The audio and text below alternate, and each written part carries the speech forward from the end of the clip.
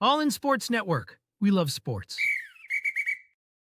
It is Wednesday, May 7th, and this is your daily fix for all things Texas Longhorns. I'm Tanner Carlson. That is Jake Jimerson. This is All In Horns, presented by Rogue Sports Network.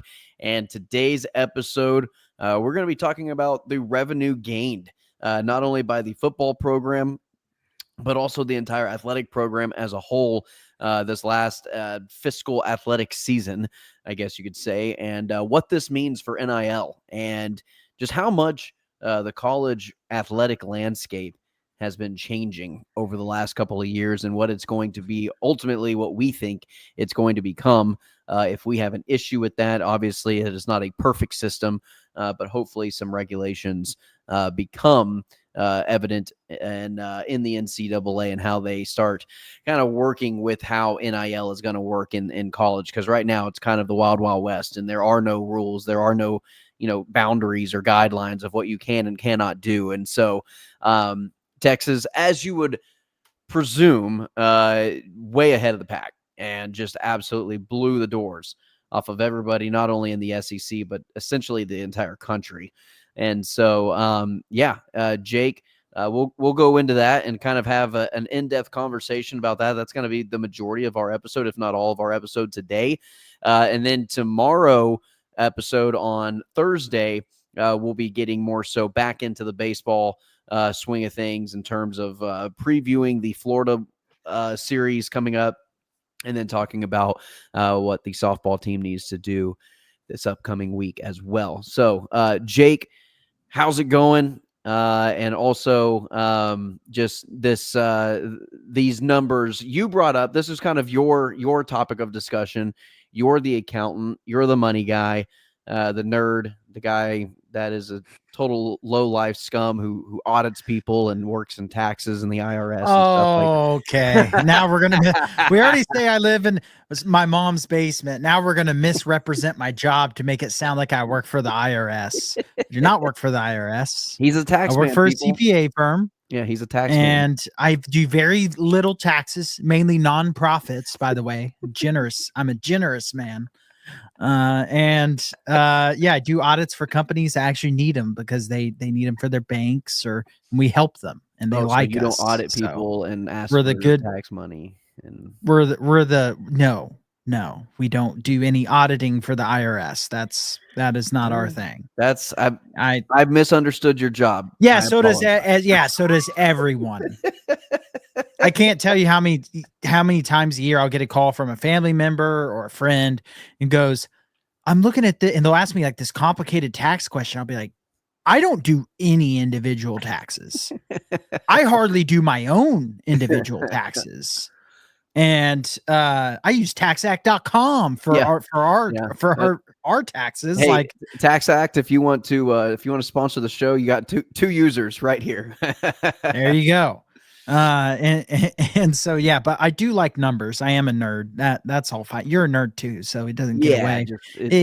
I have a little bit of a cranky co-host today, everyone. So I've been dealing with it off air, deal with it on air, but I've put up with them for 2+ decades. I can put up with them for tonight. But yeah, Texas in the revenue department. Pretty incredible. It'd be fun to dive into their financial statements, if you will, but especially on the football side, where Texas generated $204,731,959 on the year. Expenses that came out of the football program, just under $66 million. Pretty profitable. Now to kind of, I don't want this to sound like a negative towards the other sports, because it's not, because Texas does generate by a fairly substantial margin, the most amount of revenue from the athletic department as a whole as well, with just under $332 million. The expenses, though, right at about $325 million. So only about $7 million in profit from the athletic department as a whole. You just look at the percentages, that tells you how much football is producing, which is not a surprise when it comes to Texas. No, but I guess you could also look at it as, hey, this athletic program is putting just as much in as they're taking out. Which I like. Yeah. Because the coaches get highly paid. They do a good job of keeping their coaches. Texas is not the most profitable. They are the most profitable football department in the SEC. They're not the most profitable athletic department. If you just look at profit, I don't really care about profit as long as you're not losing money, which I'm going to get into in a second, because there's a couple names on here that really stick out to me that are losing money in their athletic department. And you wonder if that's going to catch up to them here in the future when it does come to the profit sharing side of things. But yeah, Texas definitely rolling in the cash right now. The next closest from an athletic department the next closest in football, first off, is Tennessee, who made just about 149 million compared to just about 205 million from Texas. And then on the athletic department side, the next closest, I believe, is Georgia. No, sorry, it's A&M. A&M made 266 million, which honestly is pretty impressive considering actually A&M's football team did not generate that much money. Well, yeah, they're an 8-4 average team. That doesn't stop them from thinking they're national title contenders. No, I know, but I mean, their football. Who would you think generated more revenue from a football perspective, Oklahoma or A&M this year? I would have assumed A&M, but the fact that you're asking that question, I'm going to OU generated more by 13 million. OU's up there in football with 131 million. OU's actually up there just in general on this list. As far as revenue generation goes, that kind of surprised me. No, that actually is a kind of a surprising number because it feels like they have had consistent issues with the NIL and this whole kind of NIL is separate from this. Yeah. Right. Yeah. Profit sharing will involve this. So football expenses are going to go up for all these teams. And so I'll be interested to see how that works because you're going to have about $20 million in revenue sharing. Now, I'm not sure whether these numbers also include money that's going to come in from the SEC. So I'm sure these athletic departments will be fine to fit in another 20 million of expenses. But yeah, Texas just, it blew me away how much further ahead they were, from an Alabama, from a Tennessee, from a Georgia. Yeah. And this list just being a person who likes numbers, this list really interested me. And especially some of the names, like I said, that are losing some significant money.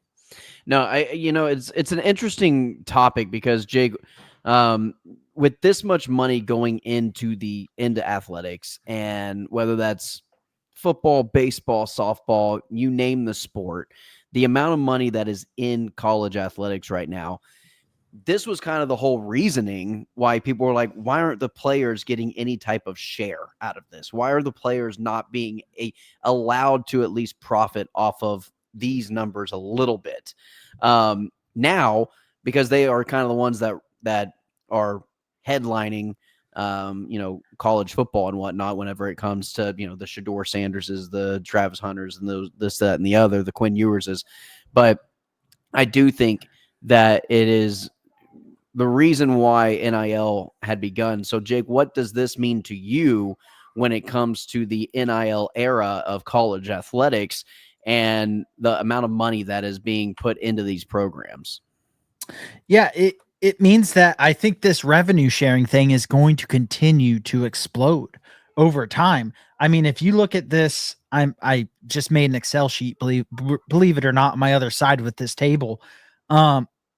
How much money as a whole do you think the athletic departments, so not the football, but the athletic departments made from the SEC? Knowing Texas, to run some numbers, Texas made 331, A&M made 266, Alabama made 234. So all of them are making hundreds of millions of dollars. Just over $3 billion of revenue generated by just the SEC athletic departments. If you want to look at it from just the football revenue side, about $1.5 billion of revenue generation from SEC football teams alone. And the Big Ten, I guarantee you, does pretty well with revenue, especially from athletic departments as a whole, because some of their basketball schools probably generate a lot more in basketball than SEC schools. And then you still have the ACC. You still have the Big 12, which I'm sure the Big 12 generates plenty of revenue. Texas Tech definitely does not have money issues with how much you see that they're putting into their team from NIL, from donations and everything. And so, to me, here's just seeing these numbers, how large they are. It tells me that profit sharing, the 20 million that it is this year, it's going to be like the cap, in the NFL, or it's just going to keep going up. And I'll be very interested to see where that is in just 3 years to 5 years, yet alone, in a 10-year time span. Yeah. And that's also, I mean, the longer we go into the playoffs, and is the more money these teams are going to be making from the revenue that they get from making the playoffs. Whether that be the SEC and the Big Ten continuing to dominate representing in the playoffs, that remains to be seen. But that's also another aspect to this. Each round you make it in the playoffs, you get more and more money earned to the conference. And so that's only going to continue to grow as well. But I'm curious to see, Jake, the NCAA, with the amount of money going into it, whether it's media, whether it's, the profit sharing, NIL, name, image, likeness, all those sorts of things. What regulations are they going to start putting into place? Because it's already become a free agency of sorts in college offseason and in any sport. We're going to talk later on this week on Friday about the basketball transfer portal. And essentially, it's a free agency. You can kind of just reboot your entire team after 1 year. And that's why we see a lot of turnarounds. I mean, basketball was already a turnaround sport in 1 year as it was, with the one and dones going into from high school to college to pro. But it's the NCAA is going to have to do something about regulating and putting out guidelines and barriers of what can and cannot be done with the amount of money that's being pushed out. Because what's stopping a Texas program now, with all this extra money that they're making, from taking a year off of, maintenance stuff and just fully focusing all their resources to their roster and just paying the top guys, kind of going an all-in year like Oregon did this last season, or even in Ohio State, who paid the most for their roster this entire season. It paid off in a national championship. And I really don't want to see college sports becoming a pay-to-win type thing. The aspect of the unknown of, a TCU making a national championship, getting the doors blown off of them, sure, but just these smaller programs getting a deeper run and having a legitimate chance, maybe going by the wayside each and every year. Now, we did get an SMU, we did get an Indiana, we did get some teams that we don't typically get because of the transfer portal, and people don't necessarily want to talk too much about that side of it.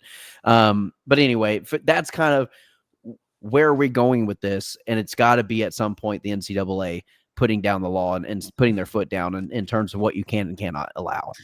Well, and if not the NCAA, maybe the power conferences come together and form something that's separate from the NCAA. I still think that's in the cards as well. Well, that's a thing too, that I don't know if the SEC and the Big Ten are willing to do that. They're kind of running. The Big Ten and SEC have more power than the NCAA right now. Yeah. And that's why I think that's a possibility. And maybe that's a better outcome, honestly, with how dysfunctional the NCAA is. But, I will say, I don't know that as far as making a deep run, I don't think that's ever been alive in football for an underdog. TCU would be the only example.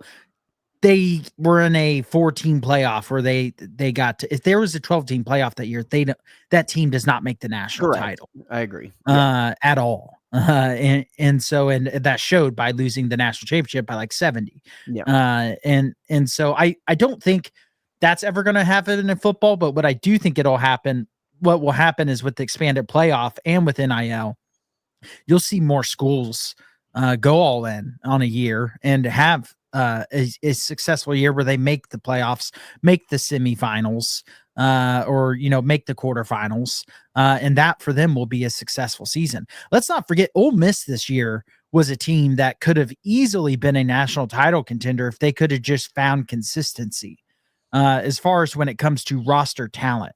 When they were at their best, they were, I mean, one of the top teams in the country.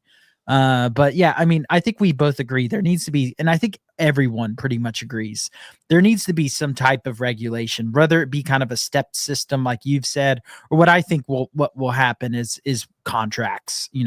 When Yeah. you enter into your school, you're in a 2-year contract. The only way that contract is void is if the coach leaves.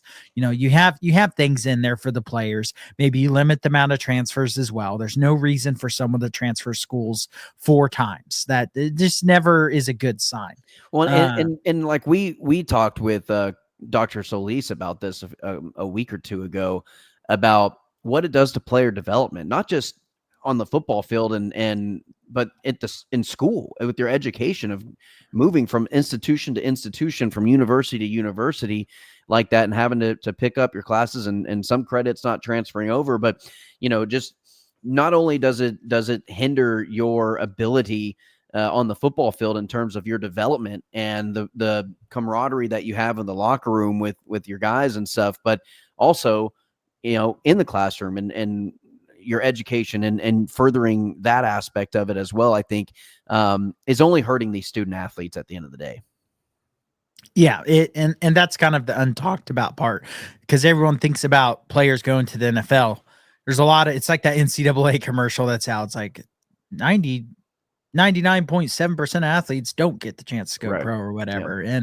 But there is a lot of truth to that, especially in football, where, even some of the guys who do go pro don't make very much money in their pro career because they're on a practice squad and they're not making enough money to just retire on. Right. And so having some type of education, having some type of stability is important. But to kind of swing it back to the revenue generating side from the athletic departments, one thing that surprised me was, who do you think would be the program? Who would you guess that lost the most money as an athletic department? Now, keep in mind, these numbers could be skewed because you could be building stuff. I imagine those numbers factor into this. I'm not sure what all factors into it, but I was still surprised to see who lost the most money this year. Now, is this from a power conference or just? No, just SEC. Oh, so out of the SEC. Just out of the SEC, which only 5 athletic departments lost money from an athletic department standpoint. I don't think any football program lost money. Okay. But there was only 4 athletic departments that did not have a profit. Mississippi State. They're one of the ones who lost money, but they lost about $7 million. The second biggest net loss was Missouri, and I think they're building a lot right now. If I'm correct, they lost about $15 million as an athletic department. Their football side hurt them, honestly. When you look at their revenue generation as well, Missouri only generated $56 million in revenue from football. That is by far the lowest in the SEC. I mean, no one else is even in the 60s. Everyone else is in the 70s or above. Do you think that came from the amount that they spent on their roster this last season? Because they put a lot of money into that program. Those numbers aren't fixing into these numbers because NIL is still all separate at this point. Well, next year you'll see a profit sharing part. Is it though? No, but yes, from this standpoint. All right. Because the collectives are kind of roped in with the school, but their numbers aren't added in with these schools. They are 501c3 nonprofits operating separately for the most part. Which is a lot of the tax returns I do, by the way, 501c3 nonprofits. Alabama lost the most money. They lost just about $28 million as an athletic department. Keep in mind, I just said Missouri was the second most with 15, and then everyone else is at 7 or under. Yeah, Alabama. What was the number? $27 million, $963,839. Wow. And the football side is what sticks out to me when I look at the expenses, because I look at the rest of the SEC. The next closest as far as expenses go is A&M, who spent $91 million. For reference, Texas, who generated the most, only spent about $66 million on football expenditures.